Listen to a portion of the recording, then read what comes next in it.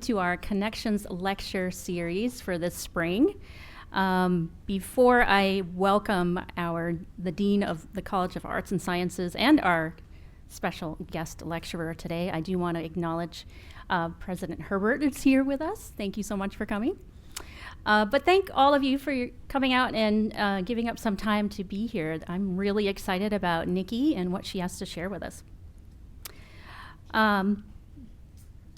Before I introduce our speaker, however, I will invite Jonathan Millen, Dean of the College of Arts and Sciences, to the podium to briefly share with us the history and purpose of the Connections Lecture series.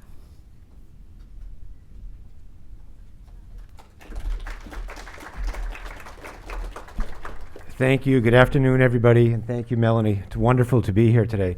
It's a little bit ironic that Melanie asked me to talk about the history and significance of the core lecture because this is my fourth year here, and I've only been to one lecture prior to this, and that was in the fall of 2019. I was just able to piece it back together.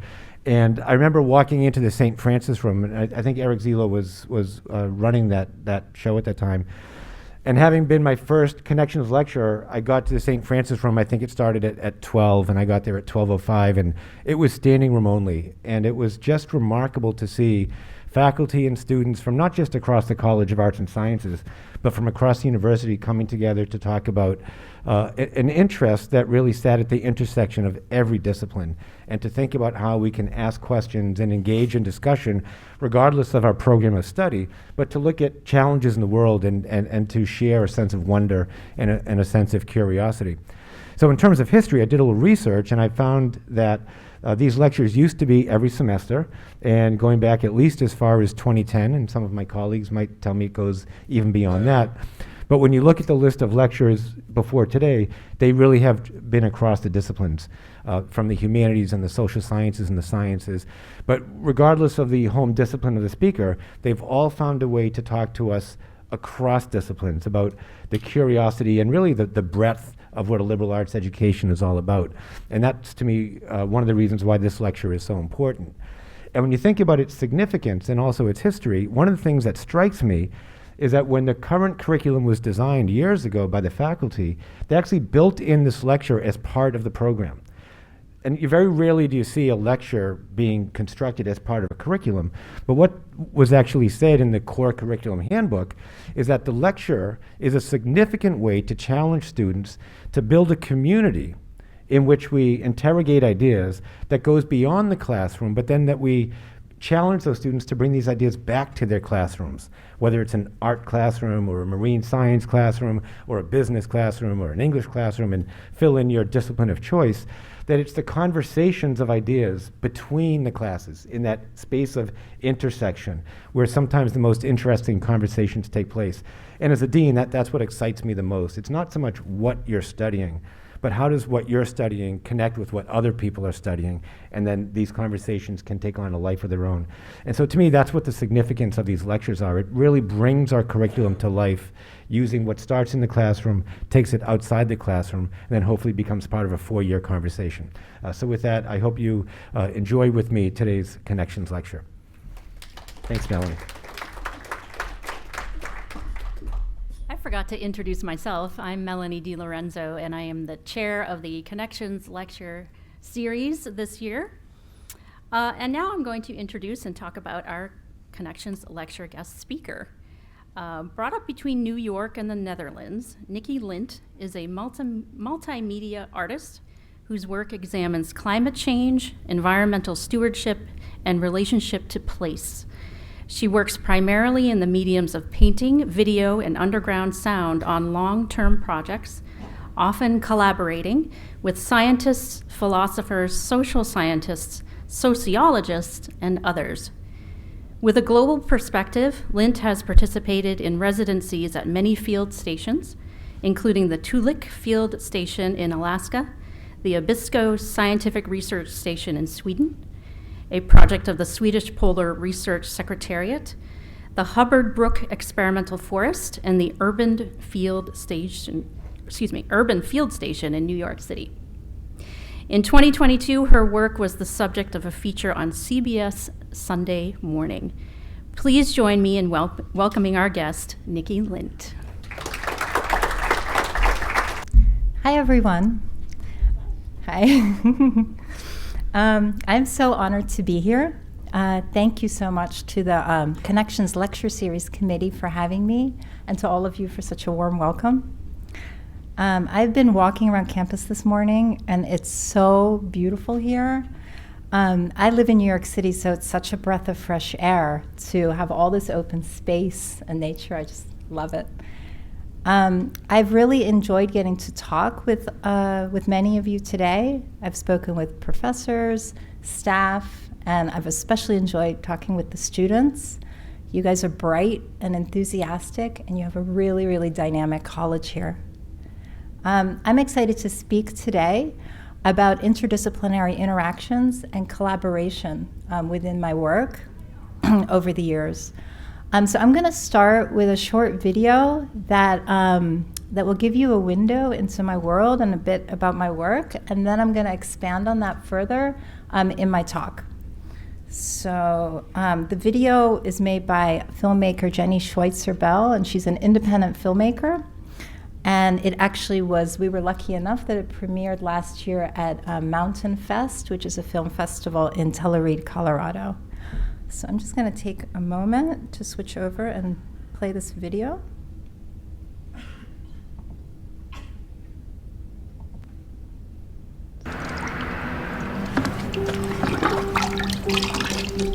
I've been dealing with issues around the climate crisis for many, many years, so it gets incorporated into my work. I felt really lost in these mysteries of what's happening to the planet right now. I was working on the concept of solastalgia, which is a word that, in contrast to nostalgia, where you have left something behind, solastalgia is where a place leaves you due to development or climate change. The figures were communing with nature, trying to find a connection to nature.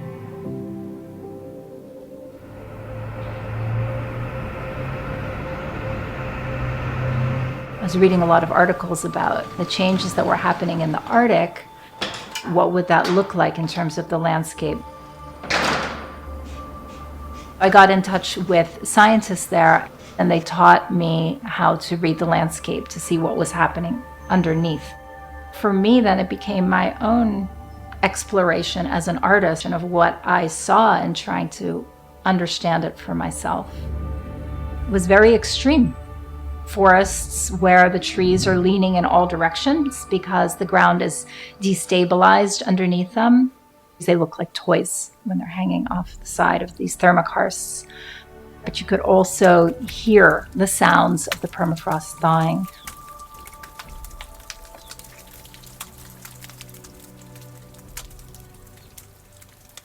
And it was really my first step into underground recording.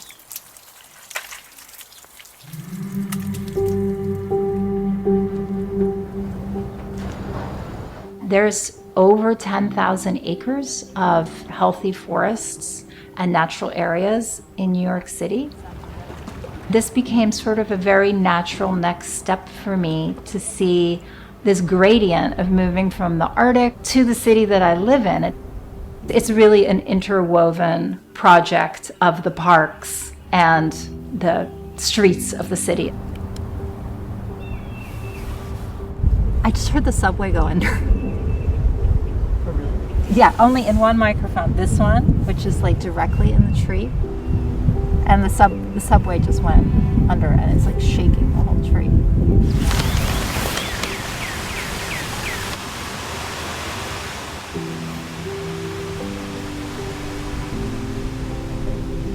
What are the effects on these natural areas in terms of sound? I'm creating these, I call them vignettes, these sort of shorter, fixed frame videos paired with the underground sound that I'm recording.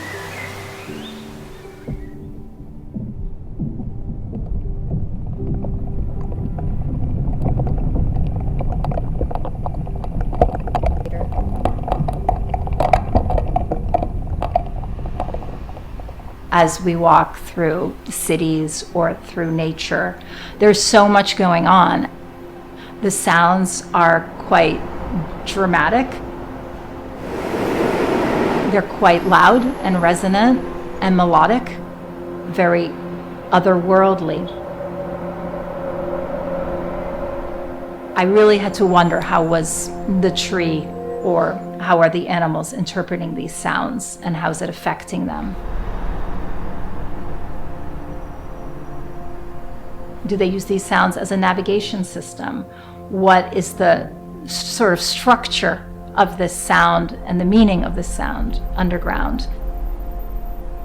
What I've come to realize is that there's this very mysterious place right beneath our feet. When you live in a city, you just start to believe in this cement boxed in world, but it is an ecosystem, and it's an ecosystem that needs to function. The project encourages people to really slow down and listen. There's a whole world there that we rush by all the time.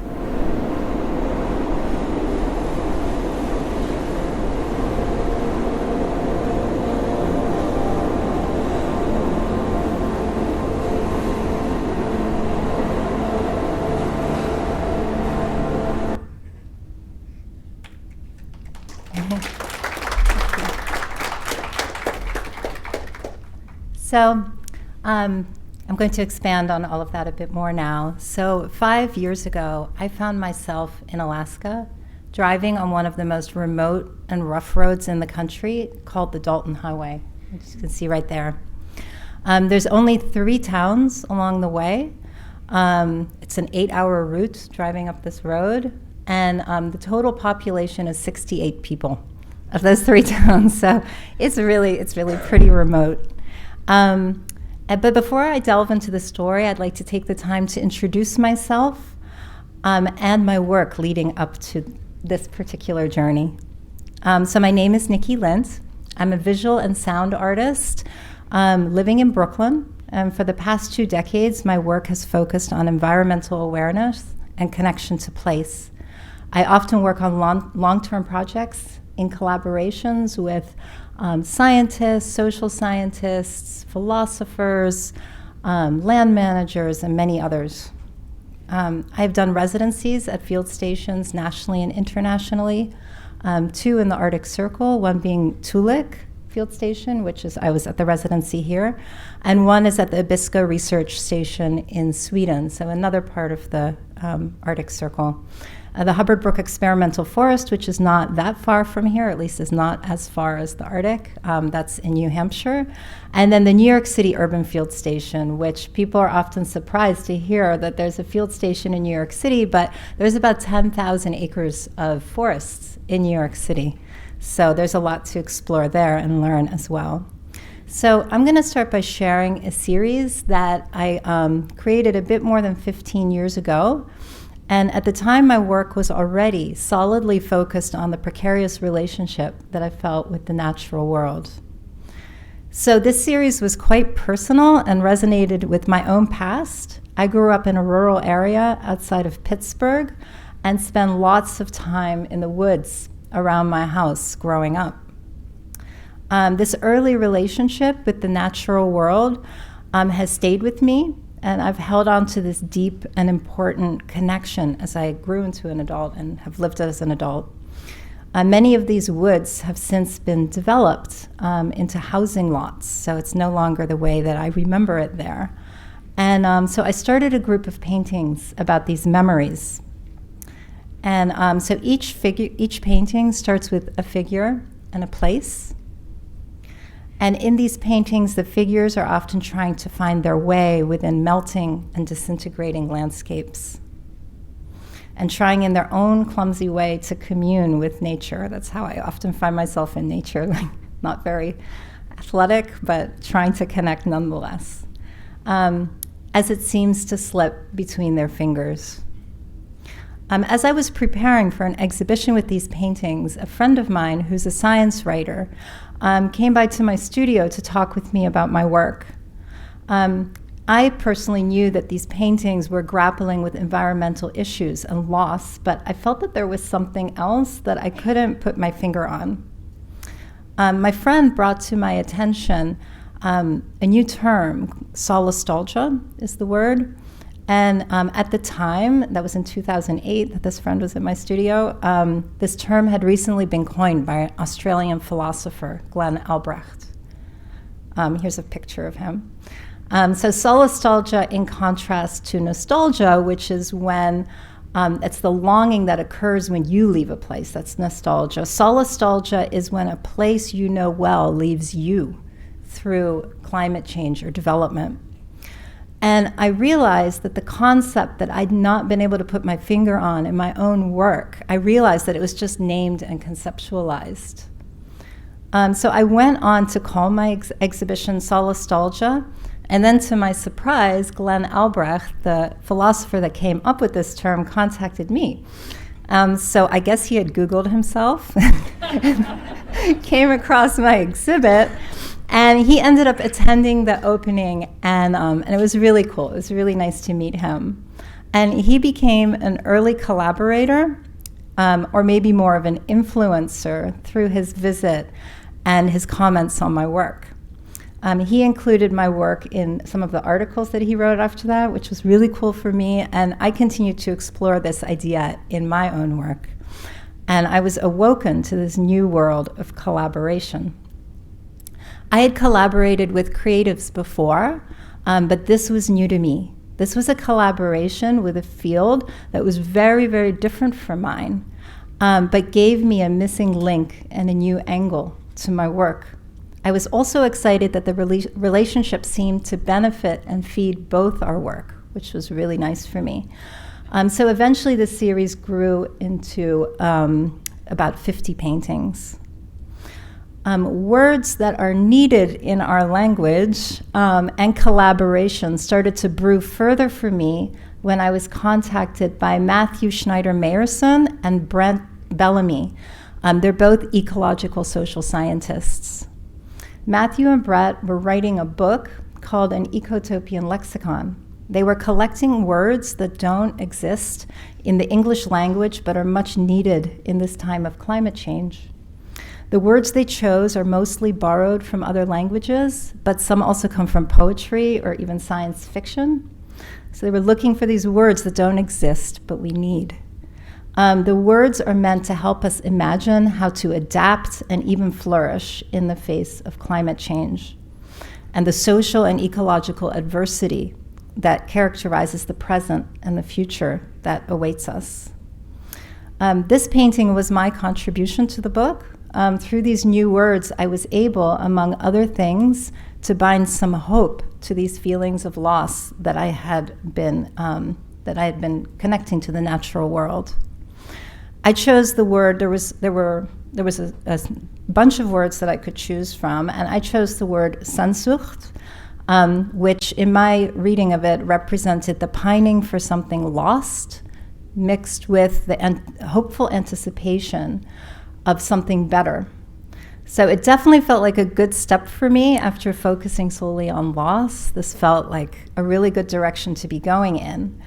And as you can see in the painting, my figure's in a dark place, but has her eye on a better place to get to. It's amazing what something as simple as a word can do for your outlook. This experience of such an influential collaboration was really a pivotal moment for me. There was this world of new ideas through the many concepts that were in this book that was very important to me. It's probably the book that has made the most impact on me, and I recommend it to all of you. I thought I would throw in a slide with some other books. I see some people nodding. Some people are recognizing some of these books that have influenced me along the way. Over the past years leading up to today. I mean, you see the Ecotopian Lexicon, which I just talked about, The Hidden Life of Trees, which is a book about trees as communities and their underground communication. Then you see Mannahatta, and that's a book trying to reconstruct the natural world as it was before Henry Hudson sailed up the Hudson River there, and this author actually joined me on a project that I'll show you later on. Braiding Sweetgrass, which weaves scientific and indigenous knowledge together. I'll talk about that a little bit later as well. And Should Trees Have Standing, a book by Christopher Stone, written in the 70s. He was a lawyer, and he was arguing for the legal rights for trees. And this movement has kind of gone on. There are some rivers. There's a river in Canada, I believe, that now has some personal legal rights, and in some other countries as well. So here began my journey of immersing myself in collaboration, along with a lot of reading of books and articles, which are sort of one-sided. I think of them sometimes as a one-sided collaboration as well, as you kind of like really have access to somebody's thinking in this book, and you can merge it into your own work or your way of thinking. So until that time, I had been working in the studio alone, 8 hours a day. I love this way of working, as many artists do, as it really allows me to explore ideas internally. But with collaboration, my ideas were developing and moving at a much faster pace. And it was also really fun to collaborate with people. That's definitely another part of it. So collaboration and reading books and articles has been important to my journey since. So several years ago, I remember reading yet another science article on climate change, and this one was specifically about thawing permafrost. For those of you who don't know what permafrost is a layer of frozen ground that stays continually frozen for at least 2 years. But that's the technical definition, but most of it has been frozen for thousands or even tens of thousands of years. And in recent years, permafrost has been thawing due to rising global changes, and that releases methane and carbon dioxide. So in this article that I was reading, I read about collapsing houses and roads, but I wondered, how is this affecting the landscape on the whole? This can't just be happening under the roads and houses, and because that's what was being covered about it. So I reached out to scientists at permafrost labs all over North America to see if I might be able to be in contact with them. And for months, I didn't hear back from anybody. They're a busy bunch doing really important work. But then I did hear back from one. And they were kind enough to agree to show me around in the Arctic and to teach me to read the land to understand what was going underneath it. I'm still collaborating with the scientist that took me around. This is 5 years ago now, Alexander Kolohoff today. So you're putting yourself out there can bring you to new places and new partners. If I hadn't reached out to him initially, I wouldn't be working with him today. So this is the area that you're seeing where it's the research station in the Arctic Circle where I went and where we started this talk on that remote road. You can see it there in the background. So this is where I went to learn about thawing permafrost. Which brings me back to why I found myself in the distant forests and tundras of the Arctic. In the coming days, I saw forests that were destabilized by thawing permafrost. As it thaws underground, it disturbs the stability of the ground. And because of this, you come across forests in the Arctic where trees are leaning and growing in every direction imaginable. Some are even growing horizontally, and they continue to live like that. These are called drunken forests, officially, by the scientists are calling them, and you can kind of see why when you're in them, because it's very disorienting when you're in a forest like this. And these trees are never going to stand straight back up again. This is now their fate and how they're growing because of the thawing permafrost. I also encountered thermokarst slumps, and these are also caused by thawing permafrost and melting ice wedges. This is one that I came across in a forest outside of Fairbanks in Alaska. These are huge, gaping, I would almost call them like sinkhole type holes. Those trees that you see in the background, those are adult trees. So it kind of gives you a scale because they almost look like toy trees when you look at it this way. But these are enormous, and these are all over the Arctic, in the tundra and in the forests. This is what it looks like up there right now. I took notice that the ecosystem was rearranged due to the thawing permafrost, sometimes almost on its head, but incredibly, it was still functioning like that, well, at least for now. And while I was there, I spent a lot of time sketching, thinking, and writing to process what I was seeing. While I was inside these gaping holes and forests that seemed to be from another world, I was also taken by all the lush green foliage around me. I felt I could almost hear the intense growth of the trees, plants, and the other living things. The Arctic Circle has a very short growing season, so everything seems to explode with growth in the spring.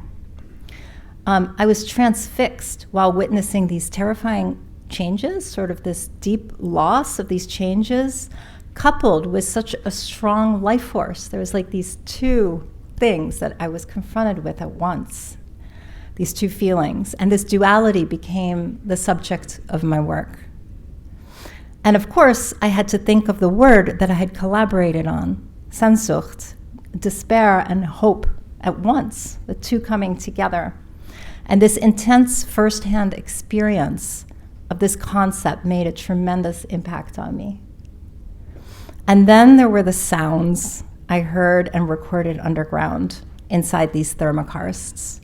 The persistent sound of thawing permafrost inside these deep holes in the Arctic landscape was breathtaking. I mean, it was meditative in a way, but at the same time, it was relentless because it didn't stop. So again, sort of these dual feelings. And so I started recording these sounds. When I got back to my studio in Brooklyn, I translated all these materials into large-scale pieces. And within my paintings, I worked in two mediums, watercolor, which has a very light, ephemeral quality, and I paired it with acrylic paint, which is much thicker and denser. So I was working with a duality in the materials as well. But I kept coming back to this strange audio that I had heard and recorded in the underground. There's something about sound that just really transports you to a place or a feeling. I'm sure everybody has songs that take them back to a time, or things that you hear that remind you of being at the ocean. There's so many different forms this takes. So sound has very strong, deep impact, and it became very, very interesting to me. I tried pairing the paintings together with sound, and this combination worked really well. And I felt that this coupling transformed the work into a different kind of experience. I became just so captured by this unseen world enclosed in darkness. So on this trip to Alaska, I met many interesting characters, as you can imagine, all kinds of people. People that end up in Alaska usually have a story. But I also met scientists and other collaborators. And I had a chance meeting that turned out to be really, really interesting for me.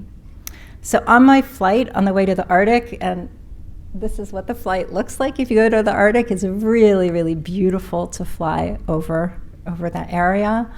I happened to be seated next to an acoustical ecologist. And he wasn't even supposed to sit there. I had someone else, this guy shifted into the seat next to me, and then we started talking. I was like, oh my God, I hit the jackpot. Because I was just really starting to get into sound at the time. And so it was amazing to talk with him. And we stayed in contact, and later I asked him for input on what microphones I might be able to use to record underground better than I had in the Arctic. And he wrote back that he frankly had absolutely no idea, but that I could try a hydrophone, which is normally used for water. And there's these conditions in the people studying marine biology maybe are familiar with hydrophones here. And so they're typically used in water, and so they were better able to withstand the conditions underground, the moisture and even the dirt getting into the microphone. So my potted plant at home was my first encounter with the hydrophone, and it was really exciting to like touch and strum the leaves and hear these sounds permeating in the soil. And I was like, wow, that's really cool. I had no idea that that would happen. So later that year, after my return from Alaska, I explored the soils and forests of New York State and New Hampshire. I was at a residency in New Hampshire at the Hubbard Brook Experimental Forest, so I did there, and then also on my own, I was exploring the forest to see what would I hear in these soils. And I spent those days deeply engaged, mostly by myself, in the depths of the forest, listening in to what sounds I could find there. I didn't really have any guidelines on how to do this. It somehow has been an overlooked realm. So it was pure experimentation, which was really, really rewarding. Over time, I also tried out different microphones, so now I have a small arsenal of microphones instead of just the one hydrophone. And among sound professionals, there's a saying or a joke that to put your microphone in the mud means hearing nothing, capturing no sound. But what I was finding was that this incredibly rich frontier right underneath me had all these incredible sounds everywhere I went. So I spent a lot of time just trying everything out. I mean, my husband was getting annoyed. I couldn't stop. And the sound underground in a healthy forest is surprisingly resonant, at times dramatic, and it travels very far. Like if you stomp in the forest, and you're listening underground 20 feet away, you hear this sound super clearly, whereas you hardly hear it at the spot where you step. So it's kind of like if you put your ear to your desk and you knock on it, it's much louder than if you hear it. So just the sound is traveling in a different way through water and through soils. I discovered that I could hear deep, dramatic sound in soil, sand, mud, streams, trees, plants. And in this world beneath our feet, even a snowflake lands with a thud, which I was very shocked when I heard that. The sounds are just so powerful, musical, patterned, and dramatic, like nothing I had heard before. And they're just everywhere beneath us. I promise you I will share them with you because I'm building it up a lot now, but I will share these with you in a bit. So I began to ask myself, can sound attune us to worlds beyond the visible eye? The following year, I continued this project as part of a year-long residency in New York City. They invited me to do this at the Urban Field Station. It's called the New York City Urban Field Station Collaborative Arts Program. And in this program, I had full access to the over 10,000 acres that I mentioned before of urban forests in New York City. And equally importantly, I got to collaborate with and have access to a group of amazing people. I had access to everybody that was working in parks and the Forest Service in New York City. So ecologists, social scientists, land managers, and lots of other people. And I have to say that collaboration and integrating knowledge from other fields moved this project and my work forward at a speed that I could never have done on my own. In my culminating work, the Underground Sound Project, I recorded all over the parks of New York City, capturing the soils, trees, shorelines, and also the human impacts, which I'm going to get into more. I found underground layers of sound to be interwoven like a tapestry, connecting these ecosystems in really surprising ways. And for my project, I decided to listen into the urban parks of New York City, but also compare them to a plot of land in a rural area. It's here. And there were differences. The biggest difference that I heard was in the soils. In a healthy forest that was in upstate in New York, I was hearing really, really rich resonant sound. And in New York City and some of the soils, it's so compacted that I didn't really hear much there at all. So I thought that was interesting. Coming from an artist, not from a scientist, but this is what I heard. So I've been all over the parks in the 5 boroughs of New York City, recording every weather, all sorts of terrains. This is all New York City. It's hard to believe, but there's a lot of natural areas there. And I ultimately created a public artwork in Prospect Park. You can see the Soundwalk in blue at the center. It's a loop. And what made me choose this park is that even though it's in the middle of such a tightly packed urban setting, it has spots where you feel like you're in the middle of the woods, which always takes me back to, as you guys know now, my childhood. But I picked a trail in an area called the Ravine that had a lot of the same features that I'd been recording, so I could group them along the walk. And the project took the form of a 1-mile sound walk with 8 stops along the way where you could hear different things, and this is the path. I heard recently that the project was extended, so it's now up until at least the spring of 2024, which I'm really happy about, and they're thinking of extending it longer. This is the project website where you can find the videos. You can do the sound walk in person, but you can also do it remotely. Those are the buttons there. I'm at Prospect Park, or I'm doing the tour remotely to give access to people all over the place. And you can even access the project from any local park as long as there's reception there. So people can take this with them into a park here or in China or wherever they are and listen to the sounds together with their favorite tree or stream. Each stop has videos on a theme. Here you have the plant stop. So I recorded in different places, and I did this intentionally. And we were in the middle of COVID at this time, and I wanted to connect communities through commonality. So these are 3 different places. 1 is upstate, and 2 are both in New York City, but about an hour away from each other. And I thought it was important to connect people.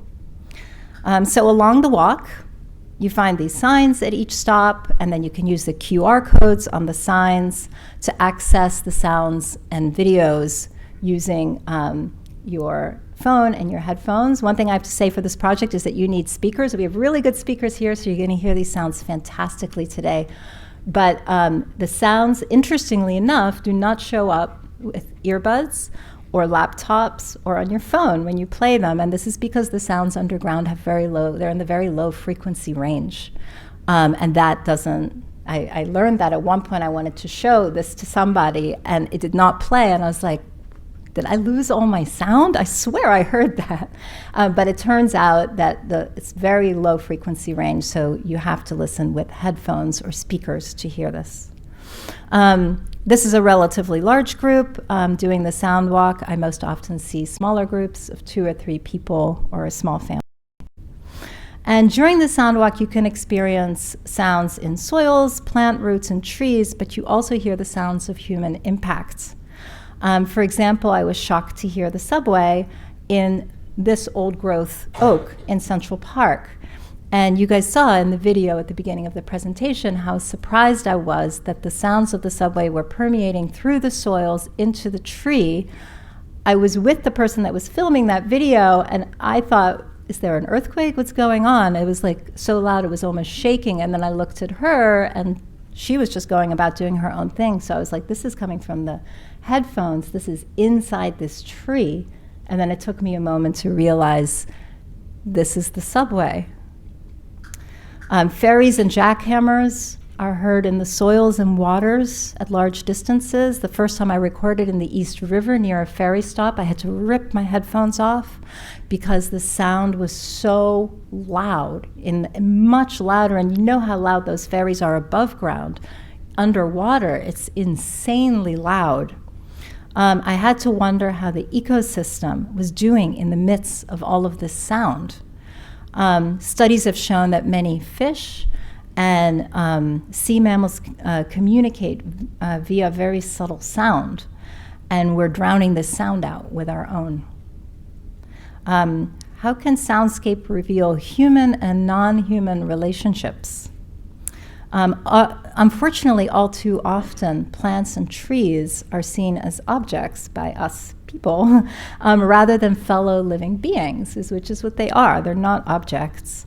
And so while collaborating with Novem Ayung, a social scientist in New York City at the field station there, we were talking about how listening to the sounds inside trees made me feel more connected to these trees.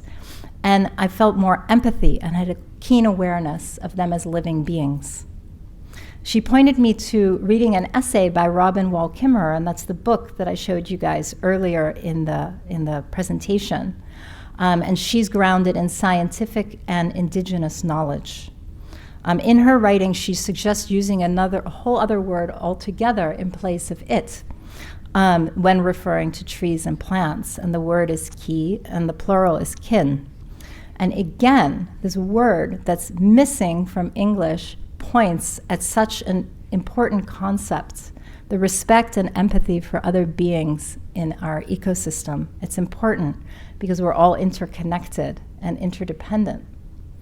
I hope that by slowing down and listening to these sounds that almost no one hears, visitors can feel more connected to trees and plants when you hear their interior worlds, and through this feel a deeper empathy to the natural world around them. So now I'm going to play a couple of these sounds for you guys. So this always starts with an above ground sound, and when you see the lower image, it goes under.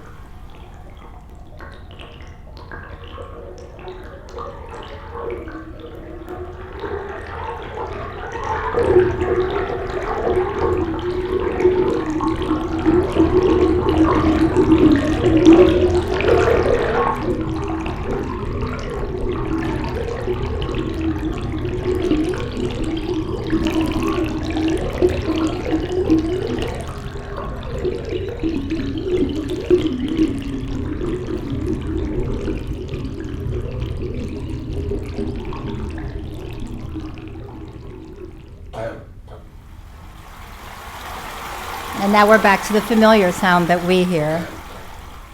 Okay. But this is just in the soil.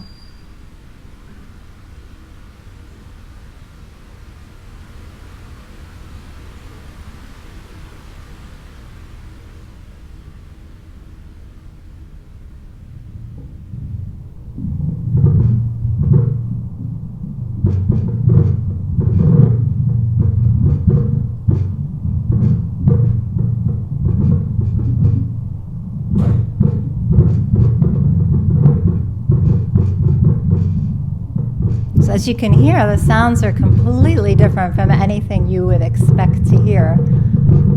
You kind of assume that there's nothing there, but there's so much sound. Okay, I'm going to move ahead to another one.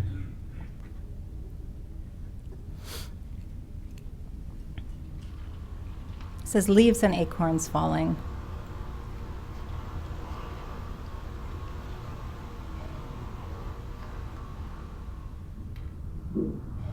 That's the sound of a leaf. It's like incredibly loud. And you can hear the grumbling of the soil.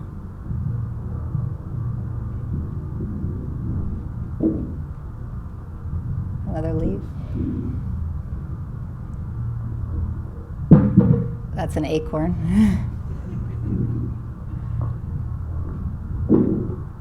That was a leaf. It's just crazy, like how loud that was an acorn. This was, by the way, the hardest video of all of my videos to create, to get that moment where I was getting all of these things happening.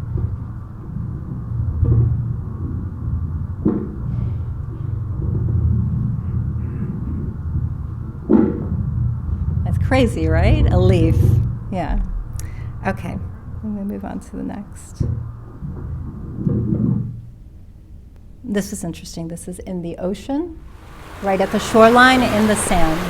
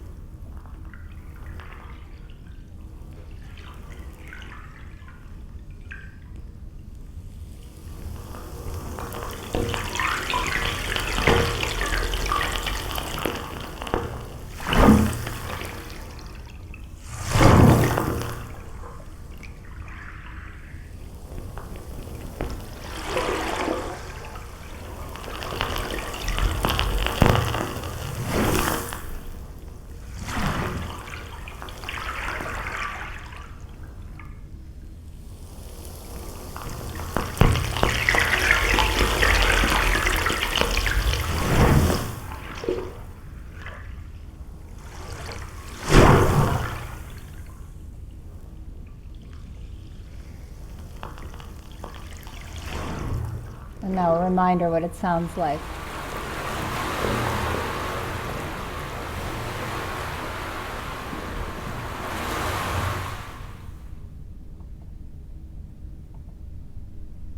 Okay, and this one.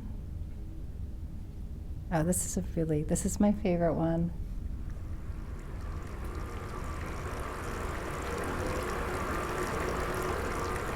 Melting icicles in the spring. You'll never see them the same.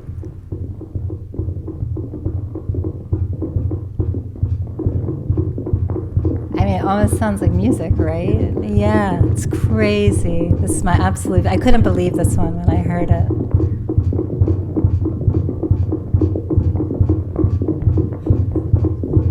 And I'll let this one play out so you can go back to hearing it above ground, because you start to forget what does it sound like normally to us.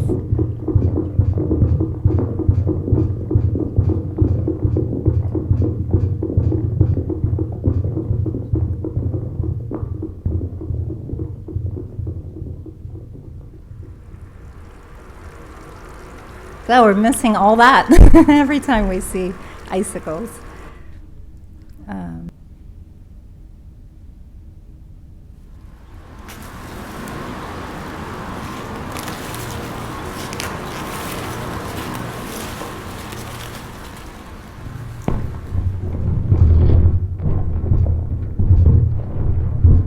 You can kind of almost hear the plant holding onto the ground. I find this one kind of sad.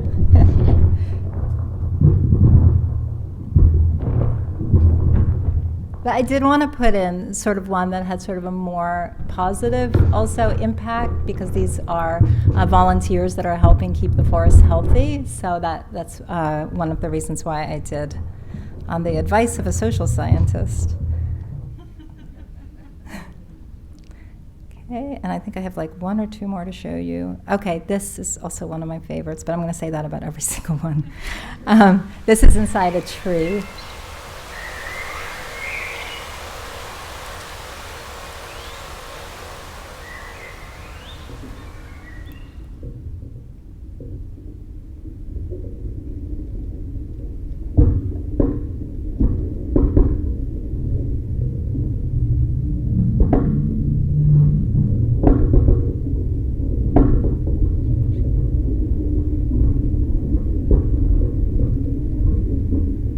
Sounds so mysterious to me, this one. It's almost like this humming in the background.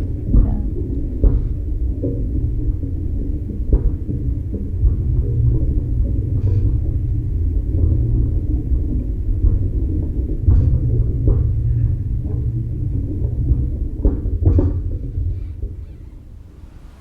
Okay, again, how we normally experience the tree. And then I think I only have one more, and that one is the recording that I did that day at the beginning of the presentation that you saw, where I got so surprised.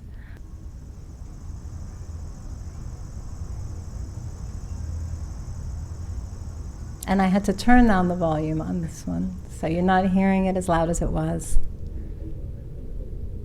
So these are the sounds inside the tree.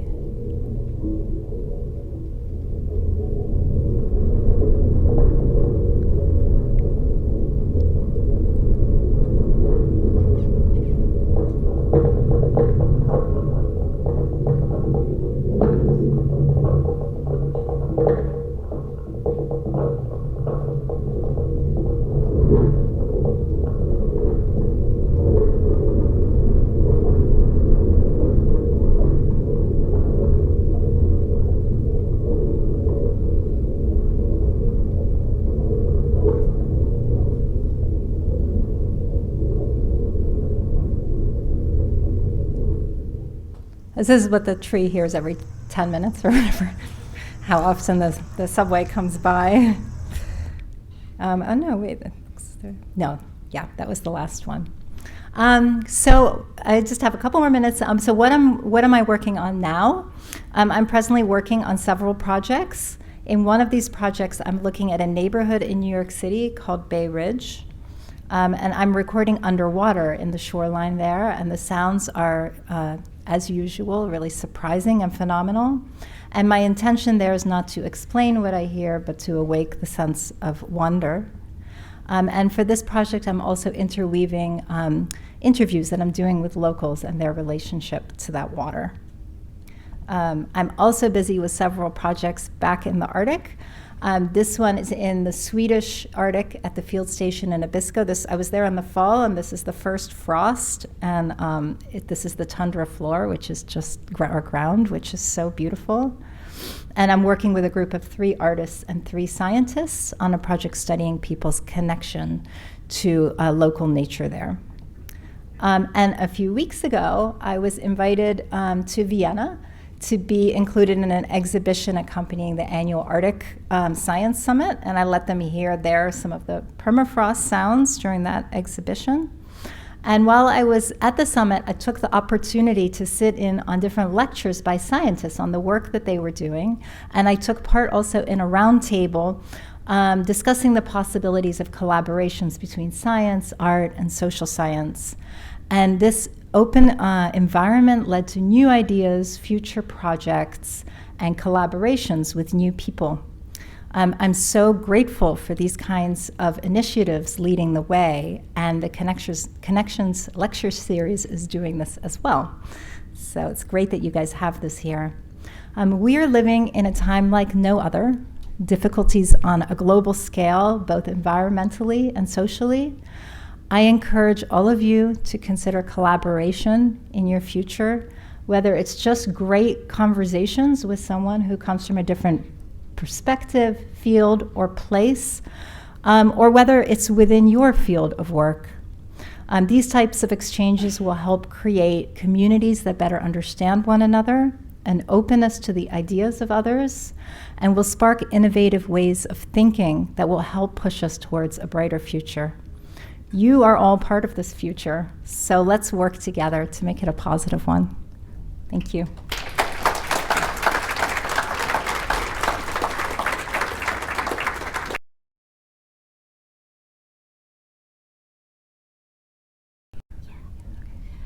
So we're going to do a little bit of Q&A. So I'm going to grab a mic, and can you grab a mic too? Okay, I've got a helper. We've got about 10 minutes to do that. And I just want to remind folks as well that the panel discussion is today at 4 in St. Francis. So if you want to meet Nikki or continue this conversation, you can join us there. Hi, thank you so much for being here. I'm Hillary. I'm the Gallery and Exhibitions Director here at UNE. And that was fantastic. Thank you. So I actually have 2 very short questions. One is, without having a physical mechanism for hearing, how do the plants that you're looking at experience sound? And the other one is, it seems as though you have a very strong interest in new language systems and vocabularies. And have you come up with any new words of your own? Okay, so the first question, so I'm not a scientist, this is coming from an artist, but of course I've done a lot of reading and talking to people. And my understanding is that trees and plants, that their roots grow towards nutrients, but also towards vibration. So that might be a mechanism where sound is making an impact on them. And there's, in the animal world, there's so many examples of this. Like elephants have, they can sense vibrations in the bottoms of their feet, and they can communicate long distances with each other by stomping and then understanding that somebody in their group is communicating with them. And I mean, the examples go on and on and on about how vibration, which is what sound is used among animals. That's especially been studied, trees and plants a little bit less. Oh, and then the second part of your question was, no. It's like my contribution is the art part, but I'm super interested in these words, and I definitely, when I come across them and when they're interesting, I'll weave them into my work. And I think they're going to be really important for us as things change.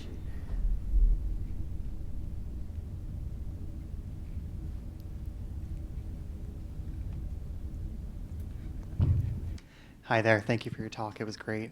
My name's Alan. I'm actually in our PR office. I just wanted to clarify a couple of things that you said. What was the word that you used to describe the contradiction between hope and despair? Zucht. How do you spell that? Sehnsucht. I feel like I'm at a spelling bee. Thank you. No, I thought it was a really interesting dichotomy. German origin. Word. Okay, Yeah. great. Yeah. I had another quick question too. I'm just interested. How do you protect your microphone from the elements? I imagine it's designed to go in water, but like when you're putting it deep in the soil, do you wrap it in something or do you just put it in? I'm just interested to know if there's like a barrier between the sounds at all, or. Yeah, so I've tried different, like the microphone, the hydrophone, and I think that's the reason that acoustical ecologist first suggested that one. That one did not need any protection because it was already firmly protected from the water where the conditions were going to be even more difficult than in the soil. But then as I started to move into different microphones and I was repurposing things that should be used in different ways, then I would sometimes create a container for my microphone, whatever I had laying around. Yeah, it was sometimes very experimental because that equipment, there's no equipment specifically made for that. Yeah.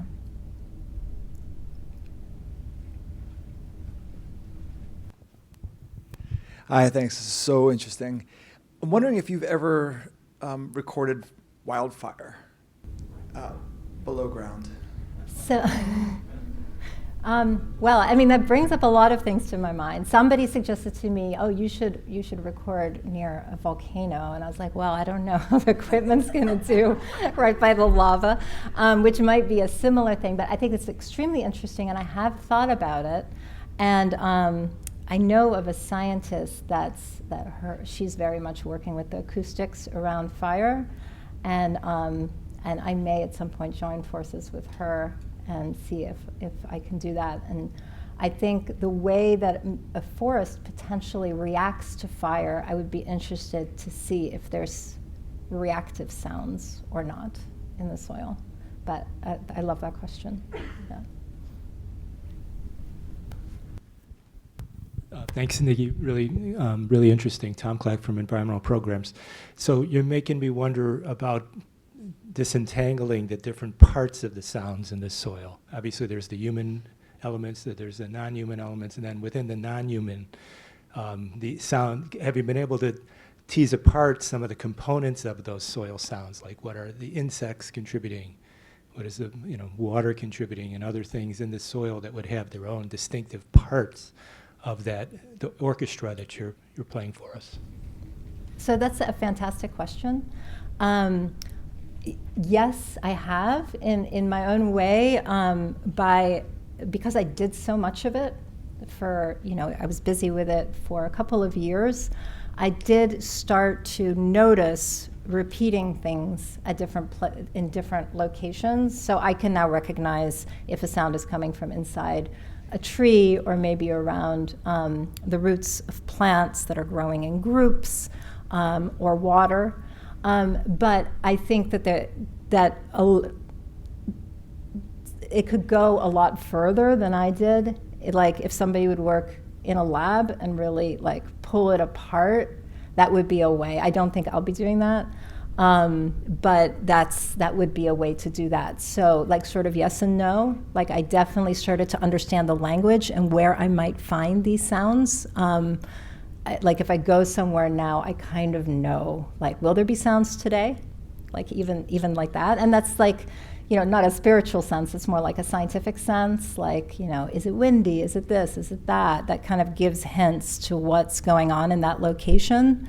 But then sometimes I get really surprised, like things that really, like the melting icicles, that was a really big surprise. I was not expecting that. So it's, it's sort of, I'm in the process of learning. It's a language, really, and I'm in the process of learning it. Hi. So you mentioned the sound of a snowflake falling, and I was just wondering if you had that recording, because when I think of snow, I think of it being so silent outside. Mm-hmm. So the thought of it making such a loud impact on the ground, like, shocks me. So I was just wondering if you actually had it here today. If not, it's okay. But I don't have it here with me today. Yeah, but it's it sounds like a little but I mean, it's not. I didn't have to take my earphones off. It wasn't like some of the other sounds that I heard, but I was really surprised that there was this like when it landed, and it was one singular snowflake. So it just speaks to how resonant the ground is. I also love the sound of the icicles melting. There was a rhythmic musical quality to them. And it makes me wonder if you've ever worked with popular music artists. You can imagine sampling some of that into popular music. That's a really good And question. can you copyright what you've recorded? Yeah, okay, I can answer that too. Yes, I can copyright it, the particular recordings that I've made. And I have been approached by a couple of people, so that's something that's in the works, and I find really, really exciting, because I am by no means a musician, so it would be really fun to collaborate with a musician with that. Yeah. I really enjoyed, I really enjoyed your presentation. I'm an environmental science student. My name is Rosie. I've done oil painting before, so it was really cool to see your color theory and how you do landscapes, because I cannot do landscapes, so it was so cool to see that. And your outlook on vibrations in the soil and ground got me thinking about a new ocean that's being formed in Africa, and if you would ever be interested in trying to hear the vibrations of the tectonic plates shifting. I don't know too much about it. I'm sure it'd take a really long time, but it just got me thinking if you ever want to travel to more places and discover new things. That's a fantastic question. So I was contacted by, I don't know if any of you have heard of this, of Raspberry Pi. You guys heard of that? And that kind of measures these seismic motions. And I just actually got it in the mail like a week ago, so I just started putting it together. But I was talking with them about taking that equipment into the Arctic. But you're right. I do keep going back to the Arctic. I can't help it. I love it there. But yeah, I'm sure that I'm going to branch out as well to some other places. Yeah, thank you. Hi, thank you for your presentation. It was really interesting. My question has to do with the mediums that you choose. So when we think about all those different ways that you've explored this idea, it makes me wonder what kind of background you had when you first got started. Obviously, art is a key component to that. But most of the folks here in this room are undergraduates, and I'm wondering if any part of your undergraduate experience was sort of a base for that. Like, did you have a double major or minors, or what kinds of maybe experiences did you have in undergrad that mixed media in the way that you now mix media? And my second question has to do with how you choose your installations. In other words, we saw examples of websites, we saw recordings, we saw your art with sound incorporated. I wonder if you have kind of a favorite way to display what you do. And here we're at a lecture. Do you have a favorite way to display and bring all those different types of media together that you just really like? Thanks. Okay, sure. So the first question is the first part of the question is interesting. So I grew up in a household that my father was a scientist, and I also have a lot of artists in my family. And I actually had trouble deciding between those two exact things, and I thought I had to choose. Ultimately, it looks like, I'm somewhere, floating between the two now. But so that was definitely an influence on me, those two parts of my upbringing. And then my undergraduate school, I actually, at the time, I thought I had kind of made a mistake with my choice. So I'm originally from the Netherlands, and I went to a program in the Netherlands. And at the time, I was visiting schools, and I was like, oh, this one feels right. The one in the Netherlands, there was a really cute boy that went to that school. And I mean, I was young, and I was trying to decide where to go. So I was visiting these places, and I have to say that I didn't fully get all the information that I that I needed because I wanted to be a painter only. And when I arrived at this undergraduate school, what I found out is that that everything was okay, but painting was old-fashioned, and you don't do painting. I was like, whoa, okay, I'm here for the next, actually it was a 5-year program, not 4 years. I was like, I'm here for the next 5 years. And they were not that open to painting. And I continued painting, and I was kind of the rebel at school. I was still painting. But what the school is that it was really good at conceptual art and teaching people how to think about art and kind of expand in that kind of way to the world. And I don't think they thought I was picking much up from like at the school in that way, because I felt rebellious to that at the time. But when I look at my work now, it was actually a huge influence to the way that I work and the way that I approach art. So it's interesting how sometimes in life you feel like something that you go through or that you do is maybe you're not happy with it, or it's not going exactly the way you would have imagined, but then sometimes things have a way of influencing you and bringing you to another place. So I don't know if that answers your question, but that's sort of, I think that's a big part of. And then for grad school, I was much more careful about my choice, and I found a program where there were not too many painting departments, solely painting, left anymore. And there was one that I found that I really wanted to go to, and I went to that program. So then I did end up balancing out that education for myself, but I'm really, really happy that I got that initial experience at that school in the Netherlands, which I felt so rebellious about, but ended up influencing me in really, really profound ways. Yeah. And then your second part B of the question was, how do I take form? How do projects take form? So I think the projects lately, my projects have been taking form. For example, the project in the park, these videos are actually created, they could be shown cinema size, and that's actually going to happen in June somewhere else. But for this particular project, I wanted as many people as possible to be able to access the project. I wanted the project to be outdoors because it was in the time of COVID. So I had sort of this set of what do I need out of the project, and that helped form the final form of the piece of what it looked like. Was what are the parameters that I have that I need to work within, and I wanted it to be accessible to everybody.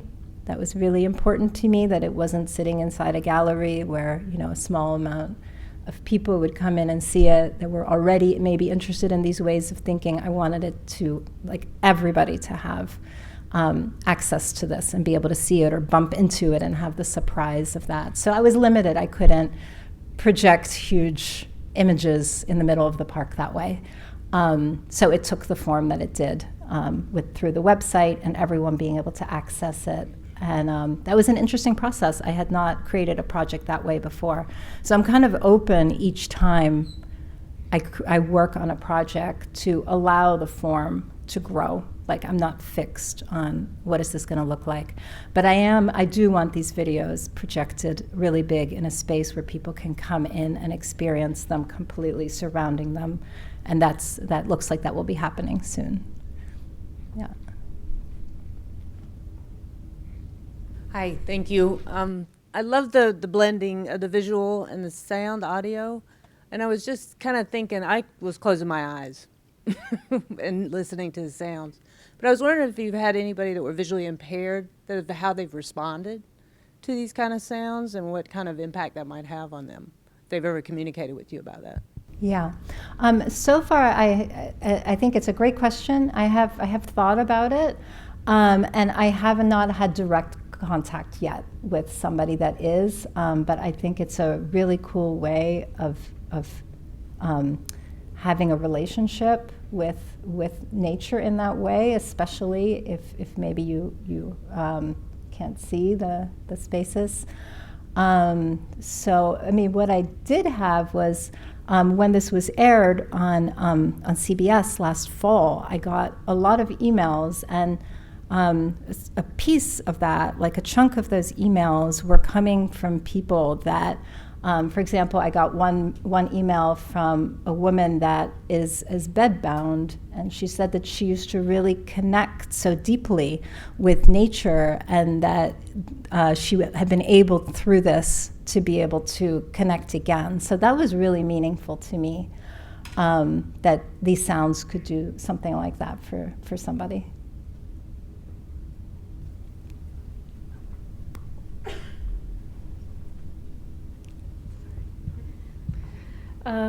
I thought the presentation was really informal, and I thought your art medium is really unique and interesting. Thank and you.